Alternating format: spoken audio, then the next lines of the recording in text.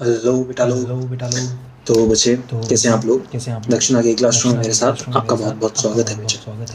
बच्चा आज फिर हम वापस से मिल रहे हैं और इस क्लास में हम लोग अपना जो चैप्टर चल रहा है ना बेटा, ये मिनरल न्यूट्रिशन वाला, इस चैप्टर को हम लोग आगे बढ़ाएंगे। हम लोगों ने बेटा अभी तक क्या क्या कर लिया है? आप प्लांट फिजियोलॉजी वाला पोर्शन फॉलो कर रहे हो, ये आपको मालूम है। प्लांट फिजियो में सब चैप्टर्स हो चुके हैं, ऑल दी चैप्टर्स। सिर्फ ये मिनरल न्यूट्रिशन बाकी है। देखिए बेटा, बाकी जो चैप्टर्स हैं उन चैप्टर्स में प्रेडोमिनेंटली ऐसे कंसेप्ट्स हैं जिनको समझा जाता है, जिन कंसेप्ट्स को लेके हम अपनी अंडरस्टैंडिंग बढ़ाते हैं, जिन चैप्टर्स में जो क्वेश्चंस आते हैं, जो क्वेश्चंस हैं जो आपका कंसेप्ट अंडरस्टैंडिंग बहुत मांगते हैं। बेटा ये वाला जो मिनरल न्यूट्रिशन वाला चैप्टर है ना, ये आपसे कुछ मांगता है, ये आपकी मेमोरी पावर को टेस्ट करता है। एक यहाँ पे ये एक चैप्टर है, प्लस 2 में देखोगे ना बेटा, तो प्लस 2 में प्लांट ब्रीडिंग करके एक चैप्टर है, जो चैप्टर एग्जैक्टली काम करता है। कौन सा है? Plant breeding, strategies of plant breeding करके चैप्टर। पूरा नाम क्या है उसका? Strategies of enhancement of food production, something like that. Point इस बच्चे, इस चैप्टर को अप्रोच करने का तरीका आपको सबसे इफेक्टिवली मालूम होना चाहिए। ये चैप्टर के अंदर आपको अलग अलग चीजें पढ़ाई जा रही हैं। क्या? सबसे पहले हम वो देख रहे हैं वापस से, methods to study mineral requirement. अब मिनरल रिक्वायरमेंट कैसे करते हैं? यहाँ पे आंसर बनता है हाइड्रोपोनिक्स। मैंने आपको इससे पहले वाले लेक्चर में अच्छे से समझाया हाइड्रोपोनिक्स क्या होता है, हम किस तरीके से वाटर का अरेंजमेंट लेते हैं। तो अगर बेटा मुझे हाइड्रोपोनिक्स पे क्वेश्चन बनाना होगा तो मैं कैसे बनाऊंगा? हाइड्रोपोनिक्स पे क्वेश्चन बनाया, सबसे पहले किसने किया? हाइड्रोपोनिक्स में सॉइल की एब्सेंस होती है कि नहीं होती? क्या हम हाइड्रोपोनिक्स में मीडियम की कंपोजिशन को हम लोग कंट्रोल कर सकते हैं कि नहीं? कुछ ही क्वेश्चन इस तरीके से, ठीक है। अब हाइड्रोपोनिक्स पे और कैसे क्वेश्चन बनाऊंगा बेटा? मैं ये डायग्राम दे सकता हूँ और लेबलिंग के ये पॉइंट्स आपको दे सकता हूँ, ये पॉइंट। हाइड्रोपोनिक्स में बेटा एक चीज ना बहुत अच्छे से जानना, एरेटिंग ट्यूब बहुत जरूरी है। अगर मैं आपसे पूछूं क्यों, तो आप सोचो, प्लांट जो है ना वो जमीन में उगता है, जमीन में आप पानी भी डालते हो, ये भी बात सही है। तो मुद्दे की बात ये है कि जो प्लांट जमीन में ग्रो कर रहा है ना बेटा, जमीन में भी तो हवा ट्रैप्ड होती है, जो एयर होती है वो ट्रैप्ड होती है इनसाइड द सॉइल। ये स्टेटमेंट सही? तो अगर आप पानी में किसी प्लांट को ऐसे ग्रो कर रहे हो तो वाटर के अंदर एयर ट्रैप्ड नहीं होगी। Dissolved air can be found in the water but trapped नहीं, यानी एयर के बबल्स पानी में नहीं पड़े, समझ रहे हो? तो ये जो प्लांट है ना, जो नॉर्मली सॉइल में ग्रो करता है, इसके पास बेटा कैपेबिलिटी नहीं है कि ये प्लांट क्या कर सके, ये प्लांट एब्जॉर्ब कर सके पानी से एयर, इसलिए आपको एरेटिंग ट्यूब डालना जरूरी है। और ये हाइड्रोपोनिक्स में काफी अच्छा क्वेश्चन बनाने को अगर बनाया जाए तो बन सकता है कि in the case of hydroponics and supply of air to the water to the plant is very very essential. Why? 4 options दे देंगे और आंसर क्या निकलेगा? अब आपका आंसर आप खुद सोच सकते हो, क्यों? क्योंकि रूट्स को एयर चाहिए। बेटा ये वाले क्वेश्चन आज तक जो जस्ट मैंने क्वेश्चन बताया वो नहीं आया आज तक, बट आ जरूर सकता है। यानी अब आप देखो कि नीट हर साल, ये एनटीए जो आपका एग्जामिनेशन कराता है, हर साल उसको एनसीईआरटी से क्वेश्चन पेपर को बनाना है, ये तो बात समझ आती है। तो एनसीईआरटी से कहाँ से बनाएगा भाई? क्योंकि जितने क्वेश्चन एनसीईआरटी से बन गए बन चुके, तो अब एनसीईआरटी की उन कंसेप्ट को लेके भी हमें क्वेश्चन क्रिएट करने पड़ेंगे जो कंसेप्ट नॉर्मली नहीं पूछे जाते या नहीं पूछे गए, ठीक है। ओके अब जैसे हम यहाँ से इस वाले डायग्राम को दिखा सकते हैं, इस वाले डायग्राम से इस तरीके से हम ये पूरा का पूरा दिखा सकते हैं। ये डायग्राम में पूछ सकते हैं कि इस तरीके से मोटर या फ्लो किस तरीके से होगा। ये questions can be created over the diagram and stuff. सीधी सी बात, यहाँ से ये पंप कर रहा है और यहाँ से स्लैंटिंग है, ऊपर से थोड़ा नीचे को, थोड़ा मैं जानबूझ के ऐसे स्लैंटिंग दिखा रहा हूँ ताकि मैं पंप करके पानी इधर डाल दूँ, ये सॉल्यूशन अपने आप फ्लो कर सके, इधर गिर जाए टब में, फिर पंप यहाँ से इसको भेज दे, ऐसा ये कंडीशन। तो मुद्दे की बात ये है कि क्वेश्चंस क्रिएशन हमारा पहला topic clear. Second topic essential mineral elements. ये कौन कौन से होते हैं? एसेंशियल मिनरल एलिमेंट्स की बात कही जाए तो सबसे पहले क्वेश्चन बनेगा बेटा क्राइटेरिया ऑफ एसेंशियलिटी.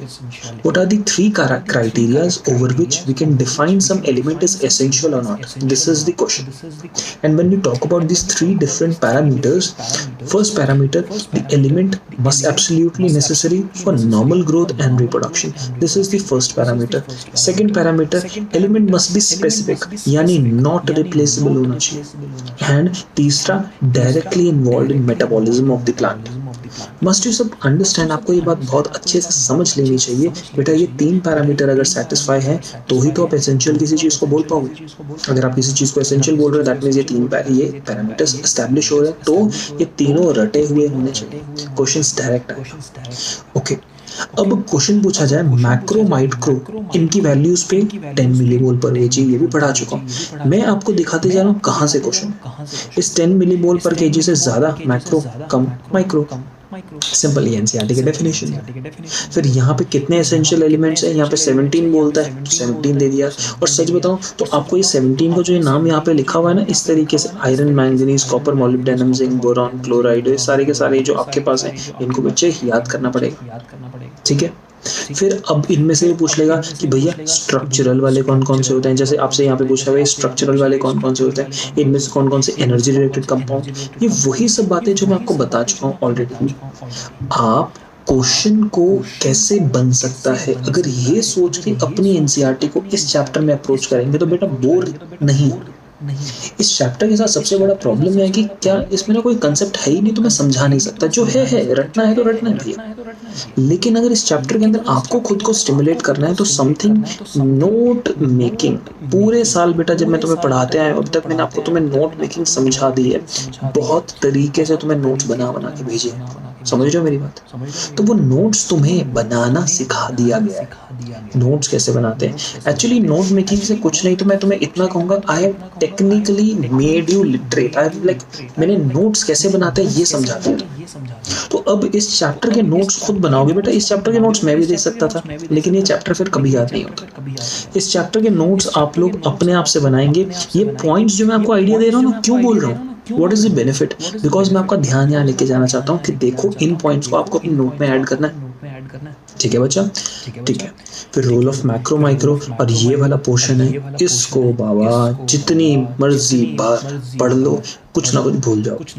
तो जब तक इसकी एक लिस्ट नहीं बनाते किसी एक पेज पे और हर रोज उस पेज को आप 2 मिनट के लिए उसकी रीडिंग करें, चाहे इसका आप शॉर्ट फॉर्म बना लीजिए, कोई आप इसकी ट्रिक बना लीजिए. मैंने ट्रिक वाला आपको यूट्यूब का पेज बता रखा है, वहाँ पे ढूंढिए, कुछ भी मिलता है बेटा. इसको कंप्लीट करना बेहद जरूरी है. यहाँ से कंप्लीट करोगे बहुत फायदा होगा. क्या आपको मेरी बात क्लियर हो रही है? यहाँ तक तो हम लोग पिछले वाले क्लास तक कर चुके. आज हमें स्टार्ट करना है deficiency symptoms of essential elements. ये जो हमारे पास एसेंशियल एलिमेंट्स है ना बच्चा, इन एसेंशियल एलिमेंट्स की डेफिशिएंसी हो जाए तो देखो हमें मालूम है कि एसेंशियल एलिमेंट्स इररिप्लेसेबल होते हैं. हम उन 3 क्राइटेरियाज को दोबारा याद करें. आप इन 3 क्राइटेरियाज को वापस देखो बेटा. यहाँ पर सबसे पहला absolutely necessary for normal growth and reproduction. अगर कोई चीज एब्सोल्युटली नेसेसरी है तो यानी किसी चीज की अगर जरूरत है ही, और अगर किसी चीज की जरूरत है और वो चीज हमें ना मिले तो नॉर्मल ग्रोथ हो पाएगी? नहीं. क्या रिप्रोडक्शन हो पाएगा? नहीं. यानी अगर कोई चीज एब्सोल्युटली रिक्वायर्ड है तो हमें नॉर्मल ग्रोथ के लिए, रिप्रोडक्शन के लिए एब्सोल्युटली रिक्वायर्ड है. एब्सेंस प्रॉब्लम हो गई तो वो स्पेसिफिक होना चाहिए, नॉट रिप्लेसेबल. तो अगर आपके पास डेफिशिएंसी हुई तो कोई और आदमी उसका काम नहीं कर सकता. समझ गए? वो मेटाबॉलिज्म में डायरेक्टली इन्वॉल्व है. तो अगर डेफिशिएंसी हो जाए ना बेटा एसेंशियल वालों की तो नुकसान बड़ा भयंकर और काफी घातक होगा. मतलब लाइक गहरा नुकसान होगा. क्या है नुकसान? और कुछ नए नए पॉइंट्स भी पता लगने वाले हैं. Whenever the supply of an essential elements becomes limited, plant growth is retarded. Retarded यानी slow हो जाती है. Simple direct implication है point number 1 का. The concentration of essential element below which plant growth is retarded is termed as critical concentration. और यहाँ पे कुछ पॉइंट्स पे बेटा फोकस करना है. मुद्दे की बात क्या है? Critical concentration.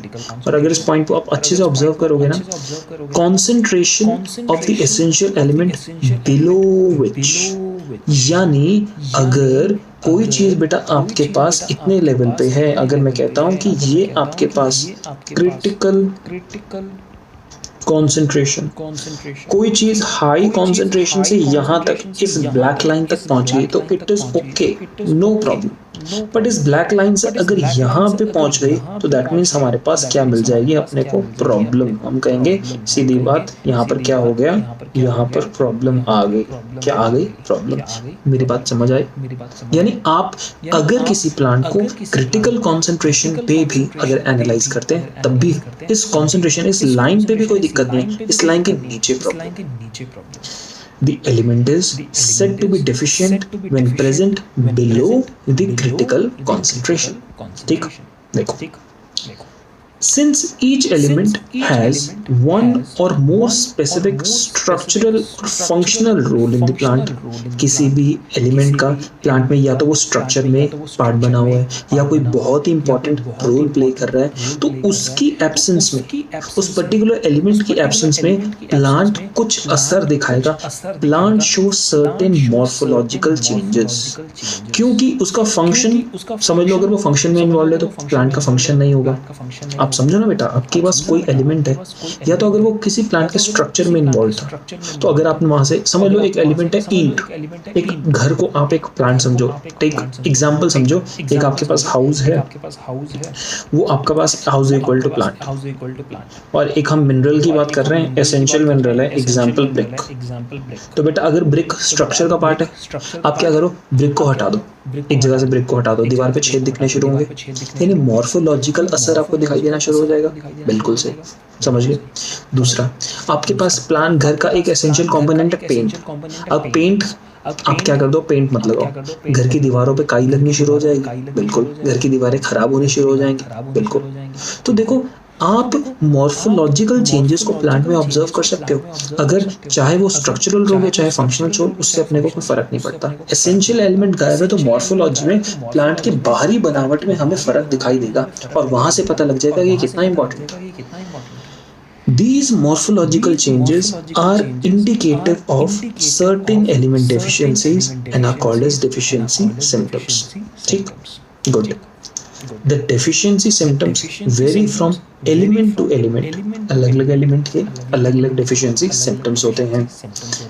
They vary from element to element and they disappear when the deficient mineral nutrient is provided to the plant. अब घर के अंदर एक दीवार में ईंट नहीं थी तो हमें दिखाई दे रही थी, फिर आप क्या करो, ईंट लो, लगा दो, भर दो, घर सब वापस ठीक हो गया।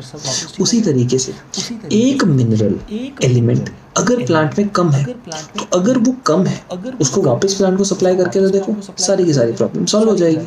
प्लांट वैसे ही जैसे नॉर्मली बिहेव करेगा वैसे हो जाएगा। यानी अगर आप उसकी प्रॉब्लम को, मतलब वो डेफिशिएंट मिनरल को प्रोवाइड कर देते हो, तो डेफिशिएंसी जो सिम्टम होते हैं वो डिसअपीयर हो जाते हैं। होगी बात बेटा क्लियर? हाउएवर, बट ध्यान से रखने वाली बात है, इफ डिप्रावेशन कंटिन्यूज यानी उसकी कमी रहती ही रहती है, it may eventually lead to the death of the plant. अब आपको घर बनाना है और आपके पास जो ब्रिक है वो नहीं है, वो ब्रिक नहीं है, तो दीवारें कैसे खड़ी होंगी? नहीं खड़ी होंगी। क्या आपका कभी वापस से घर कभी बन पाएगा? नेवर। तो दैट मीन्स उसी तरीके से अगर प्लांट में ग्रोथ होनी है, प्लांट को वापस बनना है और आपके पास उस एसेंशियल एलिमेंट की डिप्राइवेशन है, कमी है, तो इवेंचुअली प्लांट की डेथ हो जाएगी, eventually leads to the death of the plant. बात पॉइंट समझ आया कि आया नहीं आया बेटा? क्लियर हो गया? However, if deprivation continues, it may eventually lead to the death of the plant. The parts of the plant that show deficiency symptom also depend on the mobility of the element in the plant. अब mobility को समझो, यहाँ पे point क्या है, आपके पास mobility of element in plant। कुछ ना जो बेटा स्ट्रक्चरल जो होते हैं, आपके पास जो स्ट्रक्चरल एलिमेंट्स होते हैं, जैसे इसका एग्जांपल मैं तुम्हें बताता हूँ, कैल्शियम। ये कैल्शियम जो होता है ना बेटा, वो इमोबाइल होता है। इमोबाइल है यानी नॉट मूव्स, ये मूव नहीं करता। अगर बच्चे कैल्शियम मूव नहीं कर रहा ना, इसका मतलब आप समझ रहे हो, अगर आपको डेफिशिएंसी कैल्शियम, जमीन से कैल्शियम लिया नहीं जा रहा, कैल्शियम किसी एक लीफ में पड़ा था वो मूव नहीं कर सकता, तो प्लांट जानता है, हमेशा चाहता है प्लांट कि मैं अपने ओल्ड पार्ट से मिनरल्स को निकाल के यंग पार्ट में डाल दूं। इतना तो प्लांट जानता है, इतना तो प्लांट चाहता है। अब जमीन से कैल्शियम नहीं मिल रहा, तो प्लांट को कैल्शियम की कमी आपको कहाँ दिखाई देगी, ओल्ड पार्ट में कि न्यू पार्ट में? देखो प्लांट चाहता था कि मैं ओल्ड पत्ती को घेर दूं, उसमें से सारा का सारा मिनरल निकाल के न्यू वाली पत्ती के अंदर, नई बनती हुई पत्ती में, न्यू यंग लीफ में डाल दूं, बट कैल्शियम निकलता है? नहीं निकलता। जब बेटा कैल्शियम नहीं निकलता तो कैल्शियम की कमी आपको यंग में दिखाई देगी, समझ गए? ठीक है, कैल्शियम की जगह आप ले लो कोई भी मोबाइल एलिमेंट, कोई भी मोबाइल एलिमेंट यानी जो मूव कर सकता है। तो एक तरफ आपके पास क्या थी, यहाँ पे हम समझ लेते हैं कि इधर हमारे पास ये एक ओल्ड लीफ है और यहाँ पे हमारे पास एक न्यू लीफ है। तो ओल्ड लीव्स का मुझे पता है कि ओल्ड लीफ से मेरे को कोई खास काम नहीं है, क्योंकि मैं नई लीफ ज़्यादा हेल्प करेगी, ज़्यादा अच्छे से ग्रो करेगी, ज़्यादा अच्छे से फोटोसिंथेसिस करेगी। तो मैं यहाँ से मोबाइल एलिमेंट्स जो होंगे उनको तो मैं न्यू लीफ के अंदर मैंने भेज दिया। तो जो मोबाइल एलिमेंट सॉइल से आपको मिल रहे हैं नहीं, तो प्लांट ओल्ड पार्ट से उठा के न्यू पार्ट में डाल देगा। तो सबसे पहले ओल्ड लीफ में मोबाइल एलिमेंट की डेफिशिएंसी ओल्ड लीफ में दिखाई देगी। ठीक है, अगर प्लांट चाहता है कि मैं इमोबाइल को डालूं, इमोबाइल को प्लांट भेज सकता है यहाँ पे, इमोबाइल एलिमेंट को नहीं भेज सकता, तो इमोबाइल की डेफिशिएंसी यहाँ दिखाई देगी। तो अगर मैं समराइज करूं, डेफिशिएंसी विजिबल, और डेफिशिएंसी कहाँ किसकी विजिबल है, यहाँ पे इमोबाइल एलिमेंट की और यहाँ पे मोबाइल एलिमेंट की। इनकी डेफिशिएंसी इनडेफिनिट एरियाज पे विजिबल होती है, मोबाइल की कहीं, इमोबाइल की कहीं। बोलो बात क्लियर हो गई? बहुत सही, यहाँ तक बेटा अपनी बात अच्छे से क्लियर हो चुकी है। The parts of the plant that show deficiency also depend on the mobility of the element in the plant। ये बात हम समझ चुके हैं। For elements that are actively mobilized, जो actively mobilized होते हैं within the plant and exported to young developing tissues, the deficiency symptoms tend to appear first in the older tissues। समझा दिया ना बेटा आपको बात? For example, the deficiency symptoms of nitrogen, of potassium, of magnesium are visible first in the senescent leaf, Burhi leaves के अंदर सबसे पहले उनकी वहां दिखाई देती है deficiency. Okay, in the older leaves biomolecules containing these elements are broken down, making these elements available for mobilizing young। यानी आपके पास नाइट्रोजन ओल्ड में कहीं तो होगा, समझ लो आपके पास नाइट्रोजन ओल्ड के अंदर किसी प्रोटीन में था, तो प्रोटीन को तोड़ के नाइट्रोजन निकाला जाएगा और तब उसको यंग में भेजा जाएगा, ऐसा होता है। यानी ओल्ड लीफ के अंदर या ओल्ड पार्ट के अंदर जो बायोमोलिक्यूल्स पड़े होंगे ना, उनको तोड़ेंगे, वहां से मिनरल एलिमेंट लेंगे और यंग वाले में भेज देंगे। ऐसा वाला गेम चलेगा बेटा। इतना अपने को हो गया क्लियर? गुड। तो इससे हम आगे बढ़े। The deficiency symptoms tend to appear first in the young tissues whenever the element is relatively immobile and are not transported out of the mature organs. For example, elements like sulfur and calcium are part of structural components of the cell and hence are not easily released। बेटा ये line पढ़ के हमें ऐसा appear होता है कि sulphur और कैल्शियम इमोबाइल है। ये बात आपको समझ आ रही है? एक्चुअली इससे पिछले वाले ट्रांसपोर्ट वाले चैप्टर में एनसीईआरटी ने कहा था सल्फर मोबाइल होता है और यहाँ पे जो सल्फर है बेटा इसको इमोबाइल बोलते हैं। एक्चुअली ये एनसीईआरटी अपने को कॉन्ट्रडिक्ट करती है, किसी एक चैप्टर में कुछ बोलती है, किसी एक चैप्टर में कुछ बोलती है। तो इस पॉइंट की क्लैरिटी के लिए मैं यहाँ पे आपको कुछ एक्सप्लेनेशन देना चाहता हूँ, बहुत ध्यान से सुनिए। The deficiency symptoms tend to appear first in the young tissues when elements are relatively immobile। relatively immobile का मतलब मैं ऐसे समझाऊं, तुमने relative velocity बेटा उसके अंदर तो आपने फिजिक्स में relative velocity ये सब तो चीजें आपने पढ़ा है ना। relative मतलब किसी के कंपैरिजन। सल्फर जो है ये ध्यान रखना, सल्फर जो है बेटा वो होता है मोबाइल, लेकिन वेरी लेस मोबाइल। इसीलिए इसको रिलेटिवली इमोबाइल भी बोल देते हैं। तो यहाँ पे एनसीईआरटी कहता है कि सल्फर की टेंडेंसी, सल्फर को अगर जिद है तो कर जाएगा मूव, लेकिन उसकी टेंडेंसी मूव करने की बहुत कम है। इसलिए अक्सर क्या होता है, सल्फर जो स्ट्रक्चर का पार्ट है उसकी डेफिशिएंसी आपको यंग में दिखाई दे सकती है। क्या अब आपको मेरी बात क्लियर हुई? आपको दो चैप्टर्स के बीच में जो डिफरेंशिएटिंग कॉन्ट्राडिक्टिंग लाइन्स थी उनकी क्लैरिटी हो गई आपको बेटा? Good. This aspect of mineral nutrition of plant is of great significance and importance to agriculture and horticulture. हम agriculture horticulture को पढ़ते हैं तो वहाँ पे इस पॉइंट को समझने के बाद हम अच्छे से डिफाइन कर पाते हैं कि डेफिशिएंसी कहाँ हो रही है। यंग पार्ट में हो रही है तो इसकी कमी है। फॉर एग्जांपल आपके पास एक प्लांट है, आप एक फार्मर है, तो अगर यंग पार्ट में आप किसी चीज़ की डेफिशिएंसी सिम्टम्स देख रहे हैं तो आपको पता लग जाएगा कि मोबाइल की है या इमोबाइल की। The kind of deficiency symptom shown in plants include chlorosis, necrosis, stunted plant growth, premature fall of leaves and buds, and inhibition of cell division. बहुत सारे कंसेप्ट एनसीईआरटी में बोलते हैं कि डेफिशिएंसी सिम्टम्स देखने में है तो आप क्लोरोसिस हो सकती है, नेक्रोसिस हो सकती है, stunted growth, premature fall, inhibition of cell division. एक एक करके समझाता हूँ। क्लोरोसिस बेटा, क्लोरोसिस का मतलब क्या होता है समझो।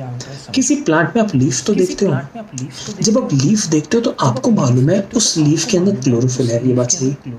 लीफ में क्या है? क्लोरोफिल है। तो प्लांट में लीफ में क्लोरोफिल अगर डिग्रेड हो तो उसको हम कहेंगे क्लोरोसिस। डन? ओके। नेक्रोसिस, अगर प्लांट का जो जनरल टिश्यू है वही डिग्रेड होना शुरू हो जाए तो उस चीज को हम क्या टर्म करते हैं? नेक्रोसिस। प्लांट का स्ट्रक्चर ही खराब होना शुरू हो जाए उसको हम कहेंगे necrosis. Clear? Stunted plant growth, plant growth हो रही थी बट रुक गई, स्टंटेड ग्रोथ। प्रीमेच्योर फॉल, पत्ती झड़ने पे, पत्ती कब झड़ती है? ऑटम में, पतझड़ में, लेकिन वक्त से पहले ही झड़ जाए, प्रीमेच्योर फॉल, लीफ का या बड का, सेल डिवीजन होना बंद हो जाए, ये सब डेफिशिएंसी सिम्टम है बेटा। Okay. Chlorosis is the loss of chlorophyll leading to yellowing of the leaves. समझा दिया आपको। This symptom is caused by deficiency of elements like nitrogen, potassium, magnesium, sulphur, iron, manganese, zinc and molybdenum. ये लग रहा है? Likewise necrosis क्यों है? क्योंकि डेथ ऑफ द टिश्यू, मैंने आपको बताया ना किसी टिश्यू का मर जाना, खराब हो जाना, death of the tissue, particularly leaf में दिखाई देता है। कैल्शियम, मैग्नीशियम, कॉपर, पोटेशियम, इन सब की वजह से। लैक और लो लेवल ऑफ NKS, ये इंपॉर्टेंट है, एम्पो, cause inhibition of cell division. Cell division क्यों होती है? क्योंकि इनकी कमी हो जाती है। अगर सेल डिवीजन रुक जाए, क्यों रुकती है? इनकी कमी की वजह से। Some elements like nitrogen, sulphur, molybdenum delay flowering if their concentration in the plant is low। आप समझ रहे हो बेटा असर कितना वाइड स्प्रेड है? बहुत ज़्यादा। You can see from the above that deficiency of any element can cause multiple symptoms, and the same symptoms can be caused by deficiency of one or several elements। देखो, chlorosis यहाँ पे देखिए ना बेटा, necrosis calcium, magnesium, copper, potassium. अब यहाँ पे अगर मैं यहाँ पे ऑब्जर्व करूँ, पोटेशियम क्लोरोसिस के लिए भी रिस्पॉन्सिबल है। कहाँ गया भैया हमारा क्लोरोसिस?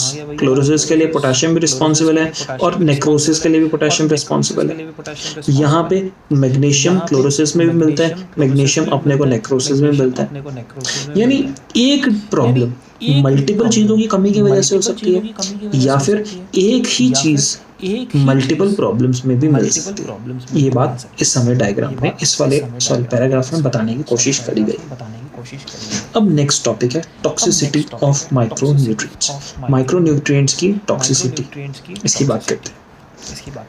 ये माइक्रोन्यूट्रिएंट जो बेटा हमारे पास है ना, इनकी डेफिशिएंसी से हमें प्रॉब्लम होती है। बात क्लियर हो रही है? देखो ना, अगर आप किसी भी चीज को देखते हो, अगर आप कोई भी चीज देखते हो बेटा, इसका ना एक ये ऑप्टिमम लेवल है। अगर आप ऑप्टिमम लेवल से ज्यादा पे जाते हो तो यहाँ पे टॉक्सी, इसको मैं ढंग से लिखता हूँ, टॉक्सिसिटी होती है। और इफ यू गो डाउन तो यहाँ पे डेफिशिएंसी होती है। ये वाली बात आपको समझ लेनी चाहिए। अगर आप कभी भी अगर लेवल ज़्यादा हो तो टॉक्सिसिटी, लेवल कम हो तो डेफिशिएंसी। बोलो बात क्लियर हो रही? ये बात आप यहाँ देखोगे, आप डेफिशिएंसी समझ चुके हो, अब आप समझोगे टॉक्सिसिटी को। Toxicity of micronutrients. The requirement of micronutrient is always in low amounts while their moderate decrease causes deficiency, but their moderate increase causes toxicity. इनका इस लेवल से बढ़ जाना टॉक्सिसिटी, कम हो जाना deficiency. In other words, there is a very small, narrow range of concentration at which elements are optimal. समझ गए बच्चे? Any mineral ion concentration in the tissues any mineral ion concentration in tissues that reduces the dry weight of tissues by about 10% is considered toxic. Toxicity से नुकसान पता क्या होता है बेटा? अगर कोई चीज टॉक्सिक हो जाए ना तो प्लांट का ड्राई वेट होगा ना उसको बाय 10% रिड्यूस कर देती है। अगर समझ लो कोई चीज टॉक्सिक है तो मैं कब कहूंगा कि कोई चीज टॉक्सिक है, नुकसानदायक है? अगर किसी चीज की कॉन्सेंट्रेशन बढ़ने से प्लांट का वेट बाय 10% कम हो जाए। प्लांट का वेट 100 kg था, अब प्लांट का वेट 90 kg रह गया, यानी 10% डिक्रीज हो गया ना। तो ये 100 से 90 आया क्योंकि समझ लो किसी एक्स नाम के एलिमेंट की टॉक्सिसिटी हो गई, तब जाके उस कॉन्सेंट्रेशन को मैं टॉक्सिक कहूंगा। Clear? Such critical concentrations vary widely among different micronutrients.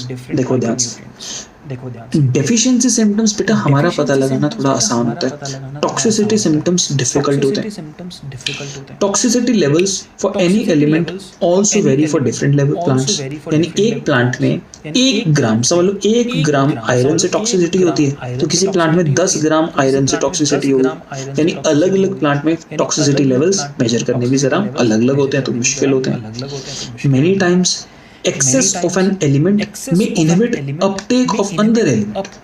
कभी कभी क्या है कि टॉक्सिसिटी, समझ लो किसी एक्स चीज की टॉक्सिसिटी है तो अब इसकी टॉक्सिसिटी होने की वजह से नुकसान मालूम पता क्या होता है? जैसे बेटा यहाँ पे बता रखा है मैंगनीज की टॉक्सिसिटी, तो मैंगनीज अगर बढ़ गया तो आयरन और मैग्नीशियम सॉइल से एब्जॉर्ब नहीं होंगे। प्लांट करने की क्षमता रखता है, सॉइल में आयरन और मैग्नीशियम पड़ा है लेकिन मैंगनीज इंटरफेयर करेगा इसकी अपटेक के साथ। जैसे मैंगनीज मैग्नीशियम की आयरन मैग्नीशियम को इफेक्ट करेगा, अल्टीमेटली एंजाइम की बाइंडिंग के साथ इफेक्ट कर देगा।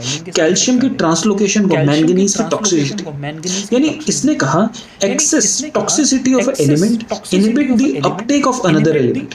For example the prominent symptom of manganese toxicity is appearance of brown spots surrounded by chlorotic veins. Chlorotic veins यानी वेन्स जिनके आसपास क्लोरोसिस हो चुकी है। It is important to know that manganese competes with iron and magnesium for uptake and with magnesium for binding with enzymes. Manganese also inhibit calcium translocation in shoot apex. यानी ये अकेले की toxicity in 3 अलग अलग कामों में बाधा डाल रही है।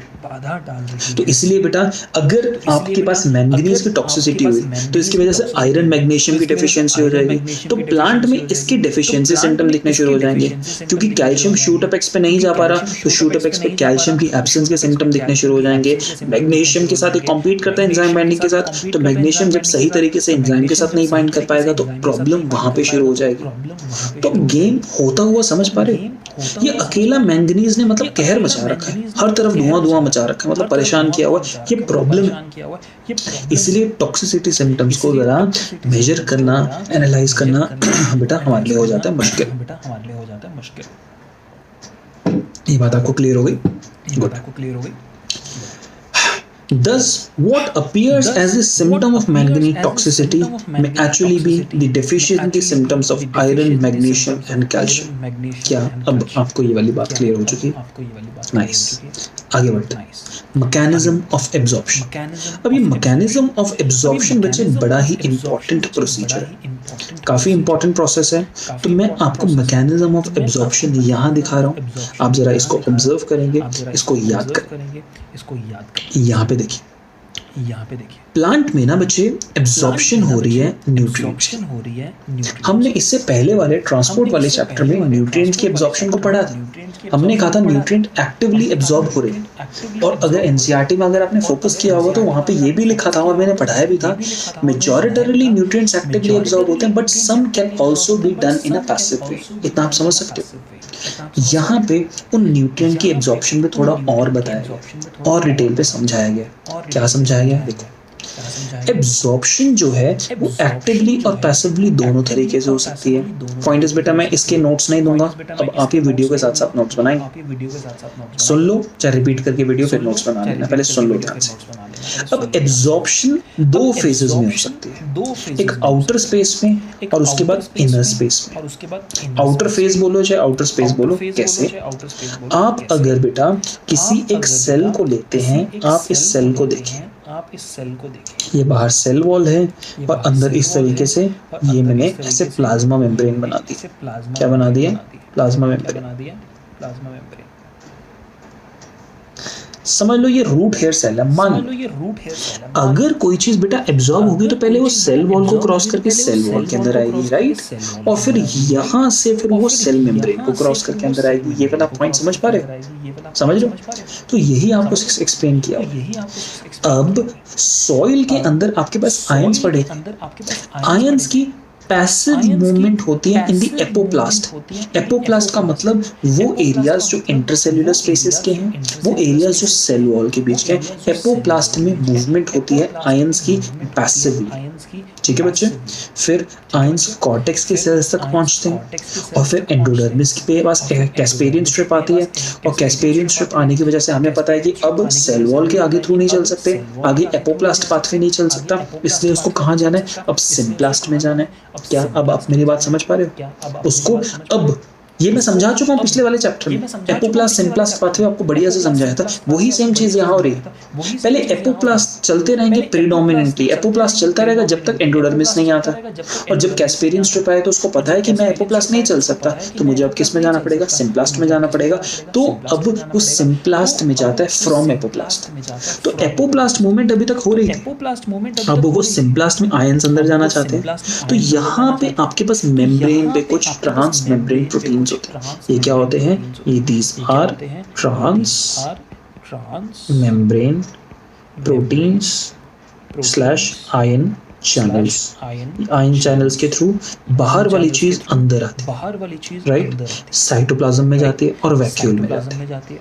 ये जो प्रोसेस होता है बहुत ही स्लो प्रोसेस होता है, बहुत ही सिलेक्टिव प्रोसेस होता है, क्योंकि ये ट्रांसमेम्ब्रेन प्रोटीन्स और आयन चैनल्स बहुत ही सिलेक्ट करके कुछ आयंस को लेते हैं, सबको नहीं। Movement of ions from apoplast is in bulk flow, थोक में चल रहा है काम, बहुत ही तेज स्पीड में चल रहा है, और ऐसी तेज स्पीड में चलते हुए काम को हम लोग क्या टर्म करते हैं? फ्लक्स। पॉइंट इज, जब बाहर से अंदर बड़ी मतलब भारी मात्रा में सामान लाया जाता है, सेलेक्ट करके लाया जा रहा है लेकिन बहुत ही भारी मात्रा में लाया जा रहा है, उसको बेटा हम फ्लक्स कह देते हैं। अगर सेल के अंदर कोई चीज जाती है तो उसको हम इनफ्लक्स बोलते हैं। अगर कोई भी सब्सटेंस सेल के अंदर फ्लो करता हो, अगर सेल से बाहर जाता हो, उस चीज को हम इफ्लक्स बोलते हैं। ठीक है? आप ये वाली बात समझ गए? तो अभी तक क्या हुआ, यहाँ पर अपने पास कैस्पेरियन स्ट्रिप आई, तो कैस्पेरियन स्ट्रिप आने की वजह से आपने एपोप्लास्ट से उठा के सामान कहाँ डाल दिया? एपोप्लास्ट से सामान उठा के आपने सिम्प्लास्ट में डाल दिया। अब सिम्प्लास्ट में गया तो यहाँ पे दो सेल के बीच में क्या है? प्लाज्मोडेस्माटा। सामान प्लाज्मोडेस्माटा के थ्रू होते होते होते होते आगे गया, और अब फाइनली मुझे मिनरल्स को जाइलम में डालना है, तो सेल्स एक्टिवली अपने मिनरल्स उठा के जाइलम के अंदर डाल देते। जाइलम के अंदर मिनरल्स चले गए और जाइलम के वेसल्स में आगे ट्रांसपोर्ट हो गए। ये वाला पूरा का पूरा प्रोसेस चलता है। यानी अगर आप ये वाला पोर्शन देखेंगे एब्जॉर्प्शन का और ये वाला पोर्शन पढ़ेंगे, बेटा मैं आपको सिंपल सी बात बताऊं, ये वाला पोर्शन आप मत रीड कीजिए, क्योंकि ये पोर्शन बहुत ही इम्प्रॉपरली एनसीईआरटी ने इनफैक्ट बुक में गलत लिखा हुआ है। इस वाले पोर्शन को आप टोटली इग्नोर कर दीजिए। जो मैंने बात आपको समझाई है उस वाली बात पे आप फोकस करेंगे। कैसे? एक्टिवली पैसिवली दोनों एब्जॉर्ब किया, फिर एपोप्लास्ट में जाता है, एपोप्लास्ट फिर सिम्प्लास्ट में जाता है। और याद रखिएगा, जब सिम्प्लास्ट यहाँ पे एपोप्लास्ट से जब सिम्प्लास्ट में जा रहा है तो ये प्रोसेस भी एक्टिव प्रोसेस होता है, और जब यहाँ से वापस जाइलम में जाता है तब भी ये प्रोसेस एक्टिव होता है। यानी इनफ्लक्स इधर होता हुआ इनफ्लक्स क्योंकि अंदर जा रहा है, और इधर होता हुआ इफ्लक्स, ये दोनों प्रोसेसेस एक्टिव होते हैं। ये स्टेटमेंट अपने दिमाग में डाल लो, बेहद जरूरी। इतना हो गया? नेक्स्ट चीज, point is translocation of solutes. Mineral salts are translocated through xylem. याद रखिएगा कहाँ पे? Through xylem, along with ascending stream of water. पानी के साथ transpiration stream ऊपर जा रही है, उसी के साथ बहता चला जा रहा है, which is pulled up through the plant by transpirational pull. आता है. Analysis of xylem sap shows the presence of mineral salts in it. Use of radioisotopes of mineral elements also substantiate the view that they are transported through xylem. इस line का मतलब समझ आता है. Scientist कहते थे कि क्या ये चीज सच में जाइलम से जा रही है, हमें कैसे पता लगता है? तो साइंटिस्ट ने मालूम क्या किया? रेडियो आइसोटोप लिए. रेडियो आइसोटोप लेने का मतलब कोई भी जो रेडियो आइसोटोप होगा वो बेटा रेडियो एक्टिविटी दिखाएगा, यानी वो अपने अंदर से रेज एमिट करेगा.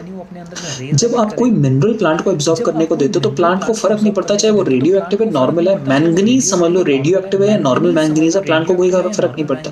तो प्लांट ने तो उसको मैंगनीज की तरह लेके जाइलम के थ्रू ट्रांसपोर्ट कर देना. जब वो ट्रांसपोर्ट हो रहा है तो प्लांट को काट के देखो कि वो रेडियो एक्टिविटी आपको जाइलम वाले इलाके में मिल रही है, फ्लोएम वाले में, तो आपको पता लग जाएगा ना कि कौन सी चीज एब्जॉर्ब होकर कैसे जा रही है.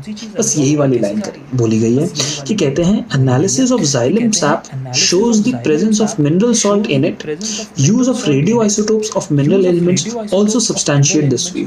जो हम सोच रहे हैं ये बात रेडियो आइसोटोप्स को यूज करके हमने प्रूव कर दी. इसके साथ बेटा आज की क्लास हमारी फिनिश होती है.